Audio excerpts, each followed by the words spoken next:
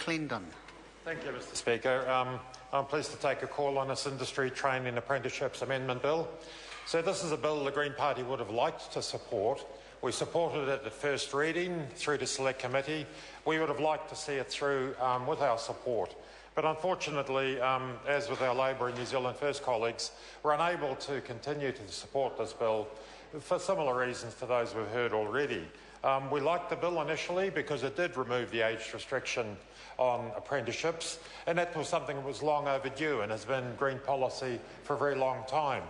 The days when people would go to school, then go to some form of training or education as teens or young adults, go into a career, a profession, and stay there until they got their gold watch at 65, those days are long gone. We need to take every opportunity to accommodate the modern reality, which is that people will change careers, often a number of times in their lifetime, and that's not a bad thing. That's something we need to encourage and enhance, given that a lot of the jobs available to people today probably didn't exist 30 or 40 years ago, and we don't know what the career paths will look like even 10 years into the future. So to the extent that we can open up the apprenticeship pathway or model to a wider age group, that's a good thing, and it's an important benefit that will come from this legislation. Mr Calder made the point that we were able to get unanimity at the Select Committee around a number of the amendments, and that's simply because they were good amendments, not least of all the amendment that put some reins on ministerial discretion.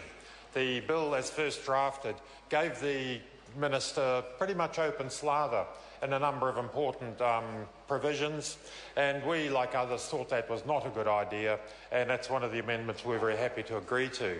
But such is the nature of a Select Committee. People come along, make submissions, we read them, we discuss them, and there's always different points of view. But it's extraordinary in this particular bill, and the point's been made by Mr Robertson, I think, that there was almost unanimous condemnation of one particular provision. There wasn't an enormous number of submissions, 30-odd from memory, but they were well-founded, they were well-informed, they were from people and organisations actively interested in participating in the area of industry training. They were substantive submissions. And I read the Business New Zealand case, which Mr Robertson made reference to. I read it slightly differently. Business New Zealand did give very qualified support to the notion of allowing other than ITOs access to the public funding, but they put two quite clear conditions about that. One which there should be, one of those conditions being that there ought to be independent evaluation to ensure learning outcomes are linked to industry needs. The other was that the needs of SMEs, small medium enterprises, those employing fewer than 20 staff, should be met. And nowhere in this legislation do I see those two qualifications, those two criteria met. So to me, that would put Business New Zealand in line with all the other submitters as opposing this, the idea that public funds can go to other than ITOs. The obvious danger is then that a large industry will get access to that funding and simply train people to work within that industry. They will not give them the range of transferable skills, which is the logic and the intention of the learning outcomes for ITOs. And I think Business New Zealand picked up on that very well. This bill has made some rather strange bedfellows. One doesn't often see Business New Zealand and the CTU allied in their opposition to a bill. NZITO, the industry training organisation, the peak body, the umbrella body, if you like, the building and construction ITO, all of them very strongly opposing the notion that the government funding should go to other than ITOs. And it's worthwhile just reiterating some of the reasons they found for that. The NZITO, for example, questioned whether the organisations other than ITOs who may get access to this funding would face the same compliance conditions that are perhaps a necessary burden on ITOs.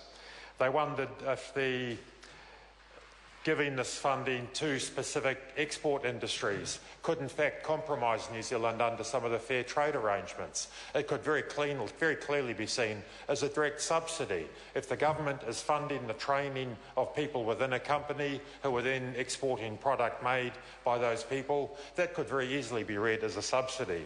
I'm sure it's not the intention of the bill, but it does certainly create that potential for a hiccup further down the road.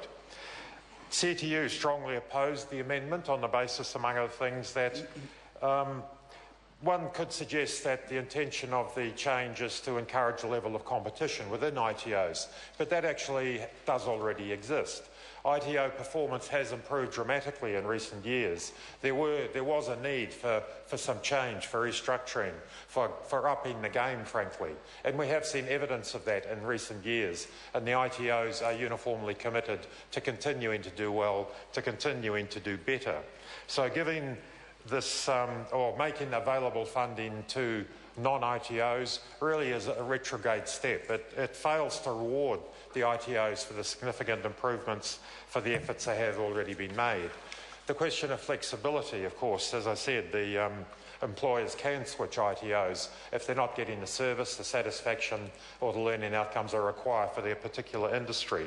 And it is important to keep coming back to that point, that the ITOs they're obliged to equip their trainees, their people who come under their umbrella, with transferable skills, so people can be an asset across a range of companies, and indeed giving those individuals more opportunity for employment. So the second, along with the other opposition parties, the matter of the opportunity, rather, for this skills leadership to be picked up by somebody other than ITOs. There is a pious hope embedded in this legislation that some organisation, some group of organisations will fill the gap that is left when the statutory responsibility of ITOs to provide the skills leadership is taken away, as this legislation does. There is no evidence to suggest that this will be picked up by the ITOs.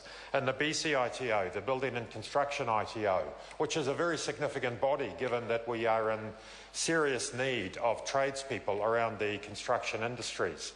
Christchurch, Auckland, we need lots of buildings built relatively quickly, and it'd be most unfortunate if we continue to have a high level of youth unemployment, an unnecessarily high level of adult unemployment, and we're needing to employ tradespeople to construct, to rebuild Christchurch and to build the housing stock we need in Auckland. The BCITO pointed out that in their particular industry, something like 90% of apprentices are trained within companies that are SMEs, that employ fewer than 10 or 20, and in many cases fewer than 5. That is, by definition, a very diverse, dispersed industry. Where is the skills leadership likely to come from within that? There are very few large players in it, other than, well, there are some, but the likelihood of the breadth of that industry collectively providing skills leadership is very, very remote, very distant, and BCIT have picked up on that issue very clearly. So one of the things, as I said, we did like about the bill was the dropping of the age restriction. We also liked the fact that it required ITOs to give particular regard to the needs of Māori and other priority groups in line with the existing tertiary strategy. The recently renewed or refreshed strategy, of course, specifically mentions Māori and Pasifika youth as two of those population groups. And that's a good thing that the ITOs will be obliged to lend some focus. What this bill unfortunately overlooks, and I think it is a gap, there's no reference to women as being a priority group that we need to encourage into apprenticeships. We know that the gender balance in the trades is very, very unbalanced. There is a pressing need to encourage more young women into the trades, and that is something that it's a missed opportunity, something that could have been included in this legislation and has not been. So as I began by saying, this is a bill we would have liked to support. It makes some useful changes, but But unfortunately, because of those two specific flaws in the bill, it's something which we will have to amend when we have a more progressive government who are more willing to listen to the overwhelming number of submitters and to follow their guidance, to follow best practice. We look forward to the opportunity to do that. Thank you, Mr. Speaker. I call Simon O'Connor. Thank you, Mr. Speaker. The last speaker mentioned about a progressive government. One of the great problems with progressive